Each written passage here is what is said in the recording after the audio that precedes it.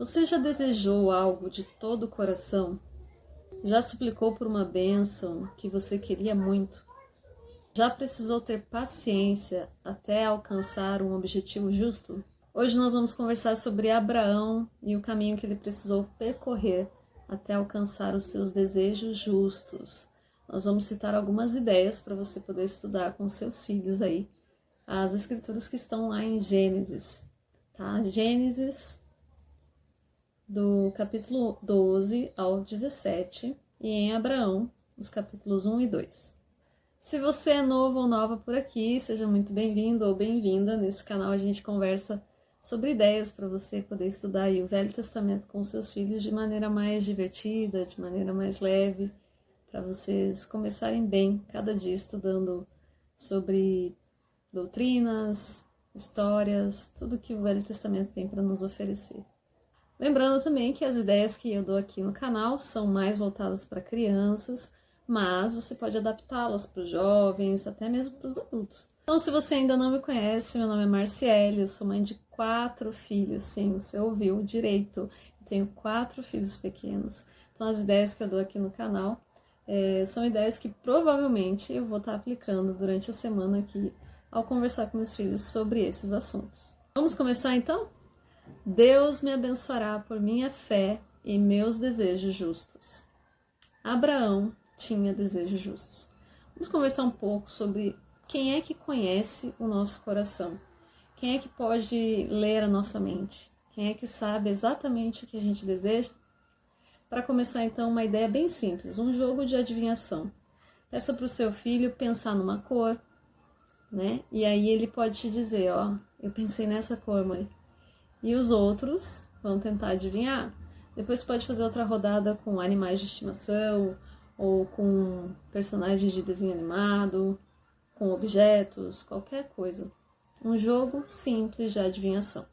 Depois que vocês se divertirem bastante, tiverem bastante alegria ali juntos, você pode explicar que a única pessoa, né, o único ser que conhece nossos pensamentos e sentimentos lá de dentro, lá do fundinho da nossa alma, é Deus. Então ele conhece todas as coisas e ele vai nos abençoar conforme os nossos desejos. Assim foi com Abraão. Abraão desejou ser o maior seguidor da retidão e o Senhor conhecia o coração dele e o abençoou por isso. Uma segunda ideia para você aplicar com os seus filhos é falar sobre o fato de que Deus deseja que nós façamos e cumpramos convênios. Então você pode ensinar seus filhos a fazerem diferentes tipos de nó, por exemplo. Pegue uma corda, um cadarço e comece a falar com eles sobre nós, né? Você pode aprender aí na internet diferentes tipos de nós, os mais fáceis, os mais difíceis, os que soltam, os que não soltam, e ter uma conversa ali agradável sobre nós, sobre cordas, para que elas servem, por que a gente usa cordas. Geralmente é para atar, né? Para prender. Então você pode falar que um convênio funciona como uma corda. Ele nos une a Deus, nos liga a Ele, nos deixa bem pertinhos, seguros, protegidos e ligados a Deus. Então essa corda pode ser um símbolo bem legal de um convênio, para você explicar para eles o que é essa palavra, o que significa. É algo que nos liga a Deus. O legal é você enfatizar que se você nunca desfizer esse nó nessa corda, se você nunca desfizer esse convênio, se você nunca parar de cumprir a sua parte do convênio, Deus vai sempre, sempre, sempre cumprir as promessas dele. Então você vai estar ligado a ele para toda a eternidade. E isso é fantástico. Pegando aí então o gancho das promessas, você pode falar a eles que Deus sempre cumpre suas promessas. E aí uma nova ideia é você perguntar a eles se eles têm certeza que o sol vai nascer amanhã. Será que eles têm certeza que se eles pegarem um objeto, soltarem esse objeto, ele vai cair? Tem certeza, né? E se eles fecharem os olhos, será que eles vão conseguir enxergar? Provavelmente não vão enxergar nada, né? Então essas são certezas que a gente pode ter na vida, né? No mundo real, na vida terrestre aqui na Terra. E você pode falar que Deus também tem leis e regras que ele cumpre, são regras celestiais. E ele sempre as cumpre. Então, você pode confiar em Deus, assim como você tem certeza que o sol vai nascer amanhã, porque se um objeto for jogado, ele vai cair. E se você fechar os olhos, vai ficar difícil de enxergar. Você pode ter certeza que Deus nunca se desculpa do que Ele diz. Ele nunca volta atrás. Ele cumpre aquilo que Ele promete. Então nós podemos confiar plenamente nas promessas de Deus, assim como Abraão fez. Não foi fácil, né? Ele teve que esperar. Assim nós também temos que esperar muitas vezes. Mas a certeza existe. Deus vai cumprir no seu devido tempo cada uma das promessas que Ele faz aos seus filhos fiéis. Então, vamos seguir o exemplo de Abraão, né? Vamos confiar em Deus e guardar os mandamentos. Num terceiro dia, você poderia falar com seus filhos sobre a importância do sacerdócio. Nesses capítulos, a gente aprende sobre Melquisedeque, que foi um portador do sacerdócio, né? Um rei, na verdade, de Salém, a quem Abraão pagou os dízimos. Então, hoje nós temos o sacerdócio de Melquisedeque na terra. E seus filhos precisam entender a importância do sacerdócio. Por que nós precisamos de portadores de sacerdócio? Que diferença eles fazem? Você pode perguntar a seus filhos assim: vocês gostariam de ser protegidos por policiais de verdade ou por artistas de circo fingindo ser policiais? Vocês gostariam de ser atendidos no hospital se vocês estivessem doentes por médicos de verdade ou por veterinários que só sabem cuidar de animais? Provavelmente eles vão dizer que eles gostariam de ter sido protegidos por policiais de verdade e atendidos por médicos de verdade. Porque quando a gente está numa situação de risco, de perigo, uma situação importante, a gente deseja que pessoas qualificadas, pessoas com autoridade, possam nos ajudar naquele assunto. E assim é também com as coisas do reino celestial, né? Com as coisas espirituais.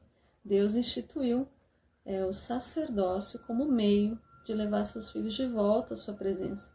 Então, os portadores do sacerdócio são aqueles que nos ajudam, que nos abençoam, que nos levam de volta a Deus, que nos ligam, né? Por meio dos convênios lá que a gente aprendeu com a corda a Deus. Então, é muito importante a gente ter acesso a esse poder, a esses portadores do sacerdócio que batizam, fazem todas as ordenanças, né, nos dão um sacramento, tem as ordenanças do templo também, por conta do sacerdócio.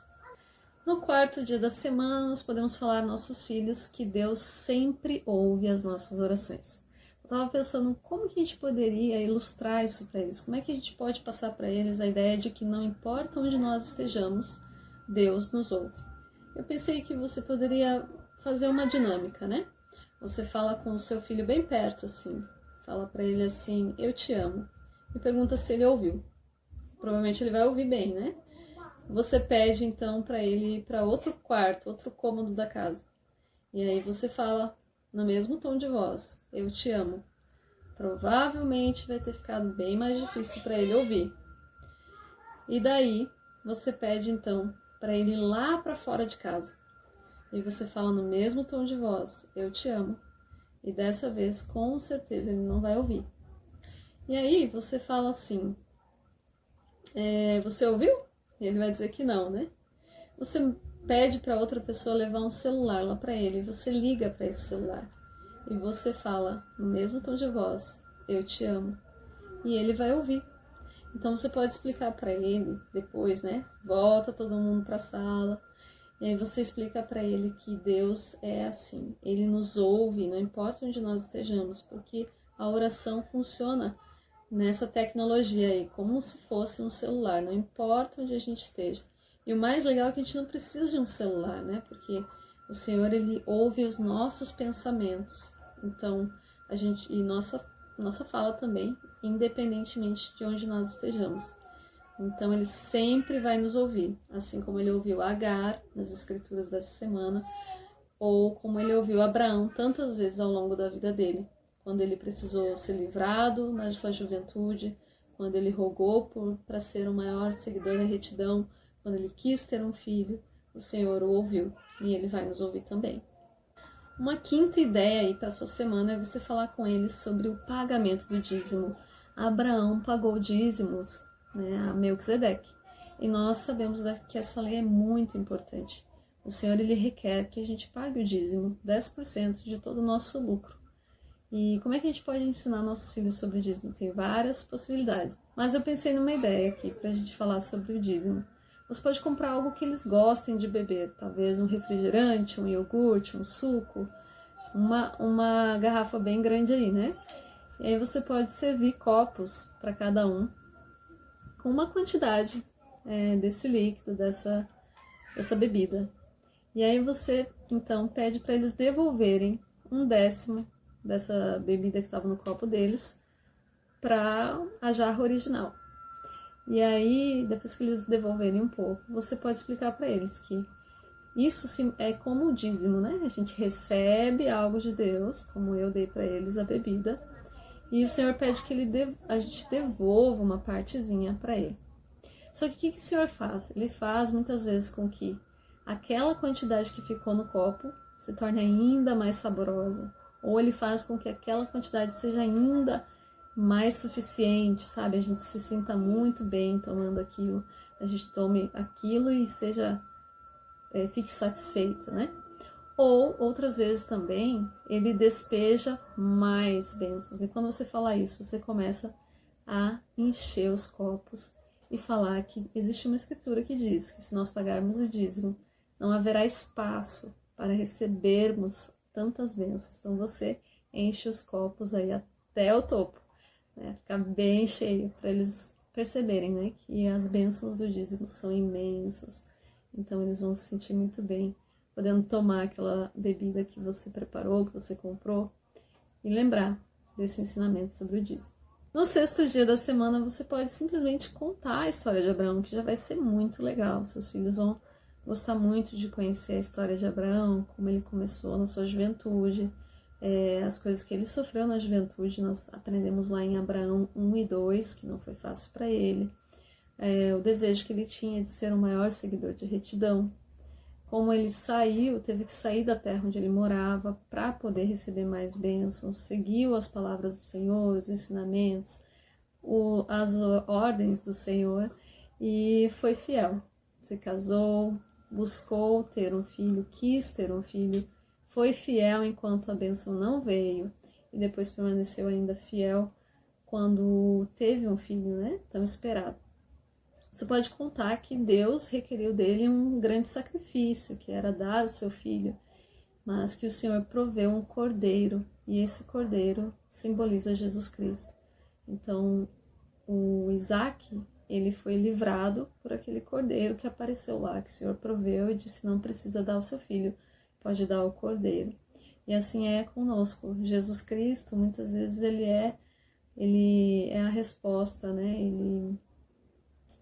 Ele é o meio que o Senhor nos deu para que a gente não precisasse sacrificar tudo, para que a gente não perdesse tudo, para que a gente não perdesse a chance de estar com Deus novamente, para que a gente pudesse ter a eternidade, ter a vida eterna.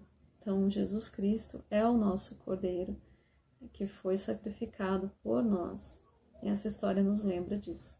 Então, vocês podem ver vídeos a respeito ou ler o livro ilustrado sobre essa história, ou mesmo a própria escritura da semana, conhecer a história de Abraão e aprender com esse grande profeta, que é o pai, né?